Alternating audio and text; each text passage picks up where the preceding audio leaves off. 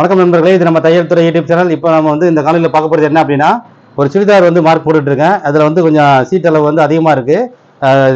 மேல் பாடி நடுப்பாடி இதோட அளவும் அதை எப்படி நம்ம மார்க் பண்ணால் அவங்களுக்கு வந்து பர்ஃபெக்டாக இருக்கும் அப்படிங்கிறத நான் உங்களோட ஷேர் பண்ண போகிறேன்.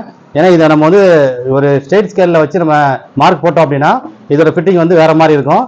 அதே நம்ம வந்து இந்த மாதிரியான ஒரு கர்வ் இருக்கிற மாதிரியான ஸ்கேலில் நம்ம மார்க் பண்ணோம் அப்படின்னா அதோட ஃபிட்டிங் வந்து நல்லாயிருக்கும். அதுதான் வந்து எப்படி பண்ணலாம் அப்படிங்கிறத உங்களோட ஷேர் பண்ணுறேன். வாங்க பார்க்கலாம். பாருங்க, இப்போ இது வந்து அப்பர் செஸ்ட்டு, இது மிடில் செஸ்ட்டு, இது வந்து வேஸ்ட் அளவு, இது சீட் அளவு, இதுதான் சைடு ஓப்பனோடைய லென்த்தும். ஓகேவா?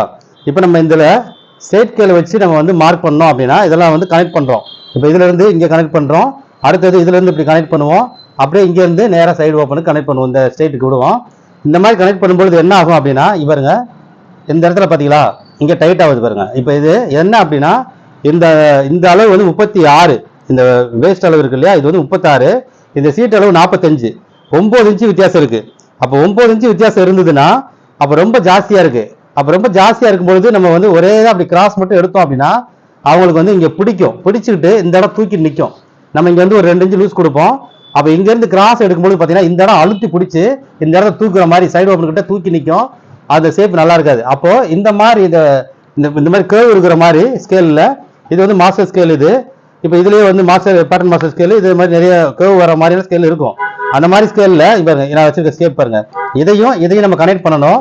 ஆனால் இந்த ஷேப்பில் பாருங்க, இப்படி வச்சு இந்த ஷேப்பில் வரும்பொழுது இது அழகாக அப்படியே வந்து அதுக்கப்புறம் இதோட கனெக்ட் பண்ணிட்டோம். திரும்ப இதை கொண்டு வந்து அப்படியே கீழே வந்து ஸ்ட்ரைட் கொடுத்துட்றோம். இந்த கீழே ஸ்ட்ரைட் கொடுத்துட்றோம்.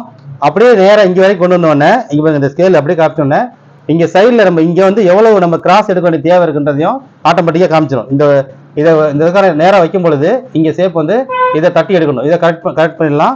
அப்போ போடும் பொழுது அவங்களுக்கு அழகா இது வந்து அப்படியே நேராக வரும். இந்த இடம் வந்து பிடிக்காது, அப்படியே அவங்களுக்கு அந்த சீட்டு கிட்ட வந்து அப்படி நேராக வந்துடும். பிடிச்சி அமுக்கின மாதிரி தெரியாது. அந்த சீட்டு அவங்களுக்கு வந்து வித்தியாசமா இருக்கிறது.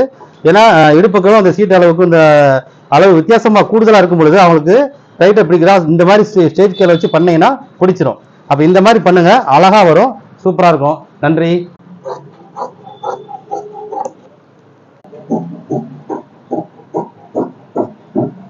அப்படியே அழகா அப்படியே சூப்பரா வந்துடும். இந்த ஷேப்பை பார்க்கும்போது உங்களுக்கு பாருங்க எவ்வளோ அழகா இருக்கு பாருங்க. ஷேப் பார்க்கும்பொழுது இந்த ஷேப் அப்படியே